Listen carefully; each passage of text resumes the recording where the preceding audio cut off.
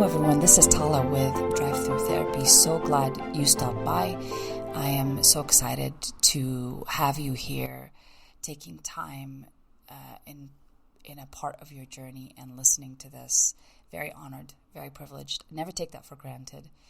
And I'm very honored as well to be sharing my journey as well with you. And hopefully it will provide some healing. And we can heal together, we can grow together. That's the point of this. And feel free to listen to these audios over and over. Sometimes they help with like mental conditioning and maybe getting concepts a little bit more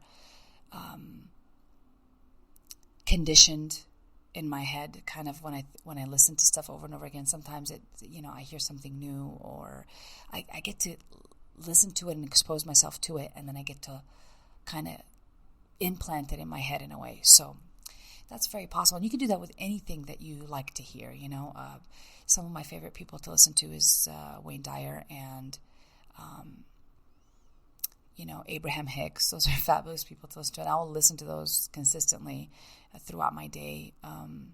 So yeah, feel free to, condition your brain. Whatever you expose your brain to, it should be intentional, my friends. It should not be unintentional.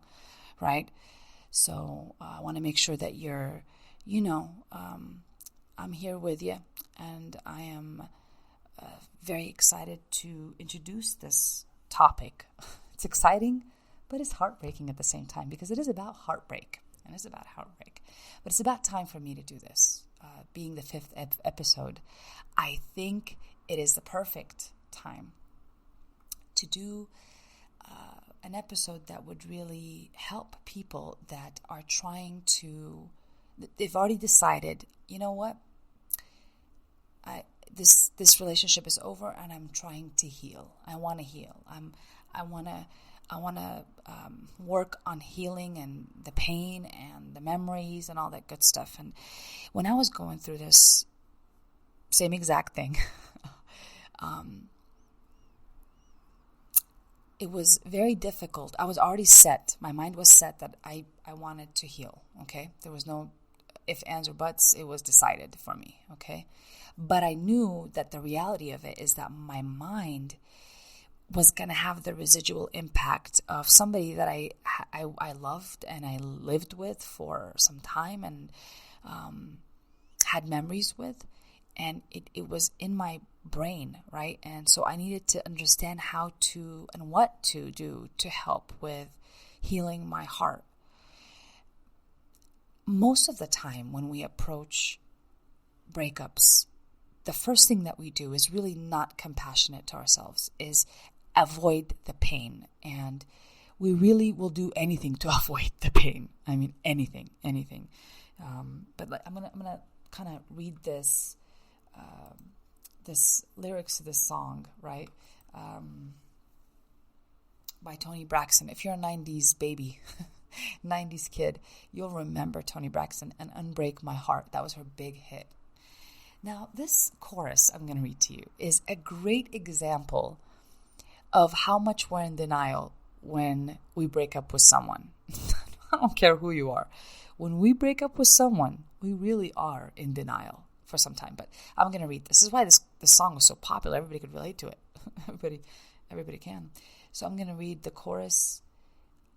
It starts with, unbreak my heart, say you love me again, undo this hurt you caused when you walked out the door and walked out of my life, uncry these tears I cried so many nights, unbreak my heart. Okay, so what she's basically saying is that you've inflicted this pain on me and I need you to come and heal me. That's number one, okay? And number two is it keeps you in denial of the fact that you cannot undo what was done. You cannot undo what was done. And this takes me to my first point. As you know, I have bullet points. I don't know if you do know that, but I have bullet points usually in front of me in a couple of little flashcards. Flashcards. And I have them written down because Tala can go to places you may not want to go. So I want to make sure she stays where she's at. So we want to feel it to heal it. That's the point that I want to make first, is I was very immature in the way I was trying to heal myself from a breakup. I was trying to eliminate thoughts of this person. I would like to avoid going through the pain, right? But the best advice I ever had and listened to over and over again was feel it to heal it. Feel it to heal it, straight up. We got to go through the feeling of the breakup to understand what we need to learn from it. How and make it benefit us and teach us, rather than continue on with a cycle of this pain. But it might not be that same person. It might be a different name, but it's the same relationship, if you notice, right? Whenever we don't learn our lessons the first time, basically we'll just keep repeating them. That's not my rule. That's the rule of the universe. It just does it. It just does it. So, okay. The second part to help you with this healing in the breakup is to be understanding and compassionate to the fact that this person, whoever this is, occupied your time for a while. They took up space in your brain. It didn't happen all of a sudden, but it gradually went in there, right? When you started sharing your time with them, sharing your experiences with them, sharing memories with them, sharing rituals with them, all of those things are part of a relationship, and it makes sense that they will occupy this real estate inside your mind. They'll occupy the time because they've been part of the habits and your thought. You included them in your thoughts as part of your day. Whether you thought about what we're going to eat for dinner, where we're gonna head out to go out tonight, who we're going to see. We were a we, right? And all of a sudden, you're a you. So this takes a little getting used to, people. And this is the part where I need you to be compassionate with yourself. And I have to say compassionate because we get frustrated.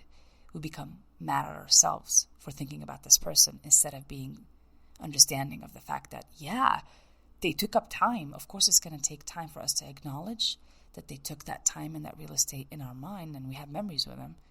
And it's getting rid of a habit of thinking about this person. It's really like that. It's just getting rid of habits. Thoughts are habits. So we're trying to eliminate some of them or reduce them significantly. So I need you to be very patient in this process. The second bullet point I got here is keeping in mind that I heard this the other day from someone on YouTube, and they said that rejection is a form of protection. Rejection is a form of protection. I love this. If you don't mind me saying so. Because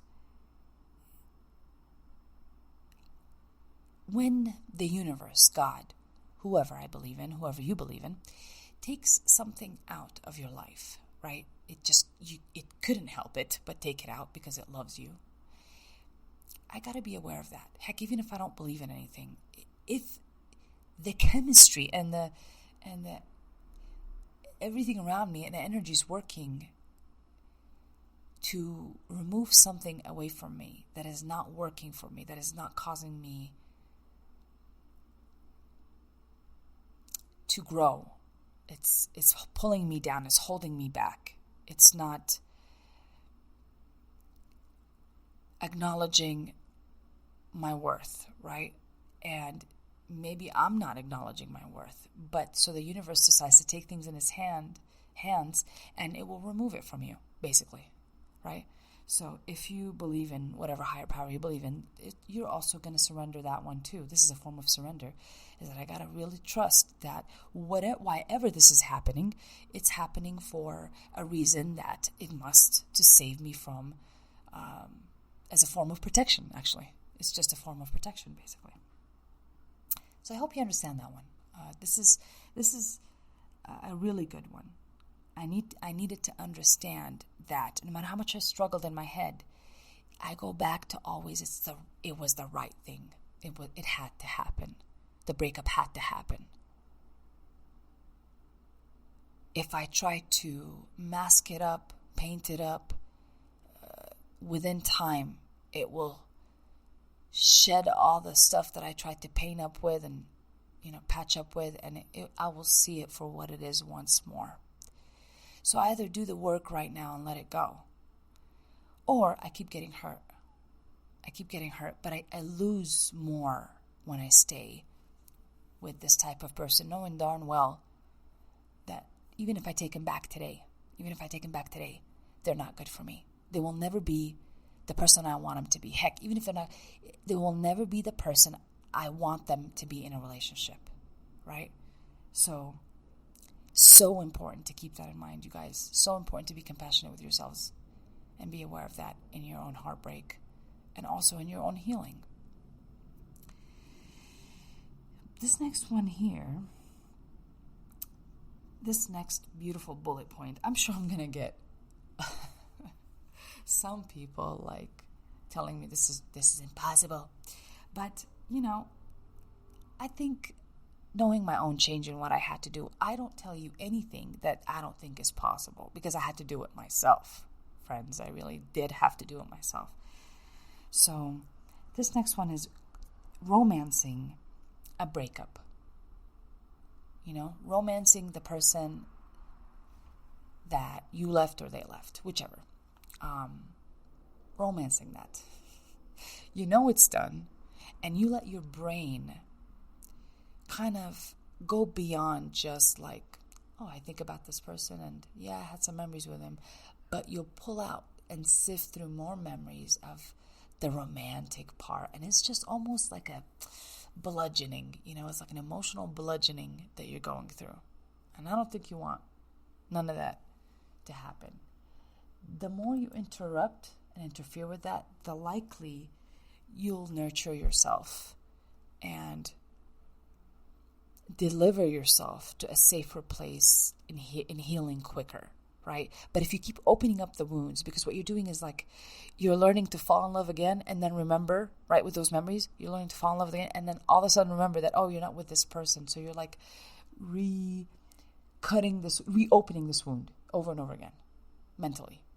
So it is very possible for you that with self-awareness, you can notice when those thoughts come in and be compassionate to yourself, be kind to yourself, and do what compassionate, kind people do, which is not continue to burn themselves or burn other people, right? They take it easy on themselves. So if you're starting to see yourself entertaining a song, entertaining a thought, entertaining little habits that, oh my God, we used to do this together, and you're saying this and you're like playing this out in your head, just be compassionate with yourself. Be compassionate and loving with yourself. That's all I'm asking here. That's what I had to do to help me with my healing process. And that's what I'm asking for you to consider.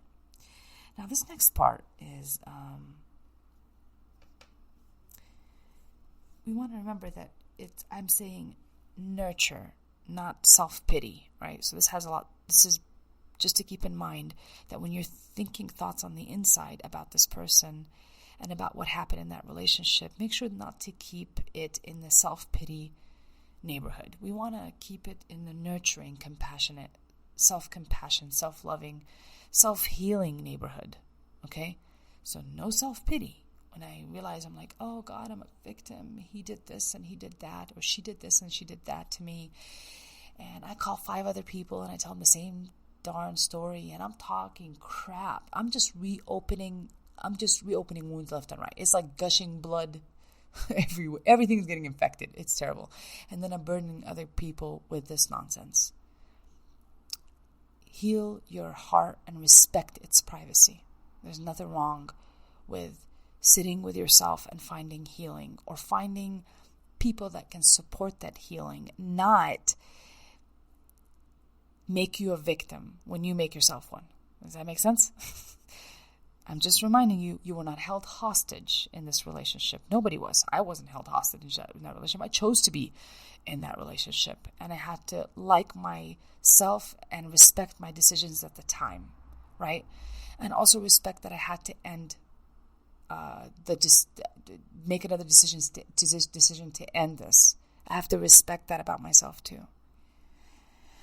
Okay, So it's those little things, little things that keep it just going when I just want it to stop. So no more self-pity. When you're starting to go in that neighborhood, just stop yourself. Just see red flashing lights. Just stop.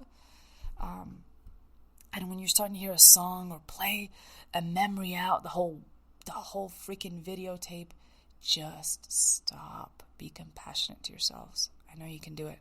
I know you can do it. I know you can do it, and you can be serious about your healing. I don't want you to be serious about your self-cutting. I want you to be serious about your healing, okay? The next part is I'm asking you to keep an open mind and to be flexible with this, okay? So remember how I said just like a few minutes ago that you are not held hostage in this relationship. I decided to be in this relationship. My person decided to be in this relationship. Same with you, okay? I really was not held hostage. I don't care what anybody says. And they try to prove this to me most of the time. It's like, oh, no, but he really did. He threatened. Yeah, but you had opportunities. If it was really that threatening to your life, cops would have been called, right? But we have a choice. What keeps us a lot of the times is fear. What keeps us a lot of times is fear of the unknown and familiarity. And we'll talk about that in a little bit, but what I want you to remember is that you're not held hostage. So bringing me to my next point is breaking up does not have to end with hate. It's a myth that we always play out. We play out in movies, we play out in songs that I gotta hate you to get over you, right? I gotta hate you. No. I want us to think a different way. I gotta love me to get over you. And heck, even if you want to be so generous, this is another generous statement. I even gotta love you to let you go. I gotta love you to let you go. Now your healing just sped up quicker. I promise it'll speed up a lot quicker. Many people will probably struggle with this. I'm sure some people are like flipping people off on the window and all those fancy stuff and honking and getting angry. I get it. Calm down, people. I hear you. But, again, I'm giving you the shortcuts here. The stuff that will work. You guys, stuff that I used. And it works. But it may not have been what you thought it was, which is cool. I'm asking you to keep an open mind. You can do it. So let's start with, I don't gotta hate this person. Because deep down inside, the reason why you're having a hard time with getting over this breakup and not liking yourself doing it is because you're trying to hate this person that for a long while you really loved. So you're resisting against what is natural to you, to love this person. There's nothing that says that you cannot love this person and leave them. Nothing that says that, right? I think it's even more bang for your buck when it comes to healing when you can leave them because you love them. You can find that this was merciful on them and yourself, and that you knew that from whatever that relationship was about, where it was going to end up, you can predict it almost. That you were saving them from destroying this relationship to pieces. And you can learn to love them and let them go, and love yourself as well by respecting that decision to do what you did. So nobody needs to hate anybody in a breakup. I promise, nobody. I don't care how horrible they've done. I chose to be with them, and if I stayed, it's because I chose to stay with them. Whatever it was, I need to own up, whether it's fear or what have you. But I stayed with them, people. That's a fact. Nobody made me. And if I start lying to myself about the excuses that I use to say, well, I'm such a victim, he lied to me, he kept me there. No, he did not. No, she did not. None of that is possible without my consent. None of that is. So stay with me on this. I know like some people may have a hard time, but just keep an open mind. This is for the person who's like hardcore ready to move on, okay? Ready to move on. I'm giving you the tips, the tricks. Here it is, you guys. Keep an open mind. The next one, this is going to be a little longer than usual, but hey, it's got to get done. It's got to get done. I've been thinking about this for a couple days now, so it has to get done. So the number, my bullet points, I don't know why I'm reading to you the numbers, that's for me, but whatever. It's closure. This lie to ourselves that we say we think we need closure from the person. A lot of the stuff that we're going to tell ourselves as a lie that keeps us stuck in this no healing situation, okay, no moving forward, is the idea that I think this person has to give me closure, that they somehow owe me this closure. But the closure, get this, you guys, get this. The closure is in whatever they did, in whatever they've been doing. That's the closure. I know you don't want to hear it. I know you want to hear something else. But the fact is, the closure is what they already gave you. They already gave it to you. However they did, whether they cheated, they lied, they were abusive, whatever they did, what put you down, whatever they did. That was their closure. That was them telling you, I'm not good for you anymore. That you need to trust whatever that's in you that wants to save you, to just do it. Do what you feel, and they're giving you that closure. If you're trying to get a better answer and go back to that person and lie to yourself and say, well, I need closure. That's why I'm responding to their text. I need closure. That's why I need to know. It's just false, you guys. It's false. It's a false belief that is being passed around like it's real, And I'm here to tell you as a therapist, that's nonsense. Nonsense. Because in life, most of the closures you're going to have, my friends, are going to be within you. There's a big secret there that I just kind of disclosed to you. That almost every closure that you're going to ever need is going to be within you. So just remember that acceptance of the situation and getting out of denial, right? They already gave me the closure. They already showed me what they're about.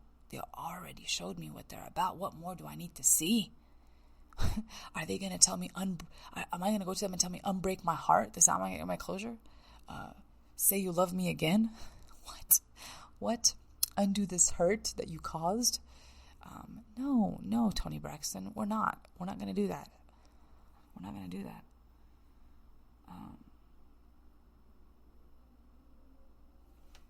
Oh man. So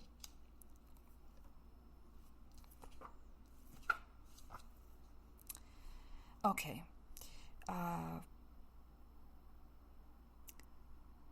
The last one I'm going to kind of discuss now, because I'm going to do a part 2. I want to be able to cut this in 2 pieces just because I want you to be able to have time to listen to one and the other. And again, this is really important, you guys. You can listen to this as many times as you like. I'm telling you, I play stuff over and over and over and over until like I believe it. Does that make sense? That's how I condition my brain, because I know this the secret to doing that. So I just do it. I just keep doing it until it becomes part of my reality. So just a reminder. The last one here for this part 1, I'm realizing I need to chop it up, is the clinging and the loss idea, okay? That I own this person. The clinging idea that I own this person is what I mean to say. Here we go. That I own this relationship. I own this person's decision. That's, I think, the big shock that most people have secretly. You're like, but I never owned this person. I get you. But deep down inside, and I mean like deep down in the seeds of the soul, in the darkness, and I don't know what, deep down in there, okay? Deep down in there, it's a small, little, tiny, tiny, tiny part that thinks somehow you can predict and own to some extent their responses, their reaction. You can somehow prevent it. I don't know variations of that, but it's still a form of ownership, basically. Especially when we tell them like, hey, you hurt me, fix it. You know what? No, they can't fix anything. They don't own. You don't own them. Can't tell them what to do. They cannot unbreak your heart, Tony. They cannot unbreak your heart. So keep in mind that the shock of I somehow thought I own them or they own me somehow, something is false. False. It's not real. We don't own anybody or the decision. We don't even know what they're thinking on the inside. We never really know. So even if we've been lied to and you just didn't really freaking know, that's okay, you guys. That's okay. That's okay because you're not exposing yourself to that anymore. I don't need somebody to come and tell me, hey, I lied to you, blah, blah, blah. I already know they lied to me. What more do I need? I trust myself to know, hey, they lied to me. It hurt, right? I don't need them to confirm it for me. And it took me a while to understand that one. That was a rough one. That was a rough lesson to learn, is that I really don't own anybody or their decisions or their nonsense or their ability to cheat or not cheat or their desire to cheat or not cheat, or their desire to lie or not lie. I don't own their past or their experiences, their ability to have relationships or not. I don't own all of that. I can't possibly own that person and their decisions. So again, I'm asking you to be compassionate with yourself. I'm asking you to be self-loving and to be kind. And when you do all these things, when you understand that we're going to nurture instead of self-pity. We're going to reduce how much we romance thoughts about and memories about them when we know darn well that's not why we left them. We didn't leave them because of the romance. We're going to find self-closure rather than closure that I think is external outside of me or that they owe me somehow. We're going to understand that the rejection is a form of protection. And finally, that it took time to put them in your brain and fill up that real estate. So please understand it will take time it will take time, but when you're doing it intentionally, it's a lot quicker, right? It will take time to re-change or restructure or condition those habits of them being in your thoughts. And after a while, you won't think about them anymore. When you're doing your work intentionally, you're like, oh, really slowly, they stop occupying your space, your real estate in your brain, in your memories, in your thoughts. I'm telling you, be compassionate. It took time to put them there. Do me a favor and understand that it'll take time to get them out, or to get them slowly out, or learn to understand them. But again, when I'm learning to not hate them, whatever you think is a level above that, that's good. That's still good. Maybe you'll like them, whatever. But if we can get to the point where, hey, I love the time that you did give me. I love the good memories, and I understand why this had to end. This is kind of the healing outcome. Now we've really felt it to be able to heal it. Okay? So I hope that me going through these points and summing them up helps you guys out, getting you started on this healing process. I am going to do a part 2 because I got to tell you something. There's like 4 or 5 points that I got to add to this. Okay? I've been working on this for some time, but it's about to hit 30 minutes. So I do want to break it up. Okay. So thank you so much for stopping by. And again, you are so loved. You are so loved. And I want you to start with loving you. I don't need you to hate them. I need you to love you in this process. Always, always. And the cure to everything is self-awareness, right? The cure to everything is self-awareness. Thank you guys so much for stopping by here at Drive-thru Therapy on the part 1 of Unbreak My Heart. And then we're going to get to part 2 pretty soon. Thank you.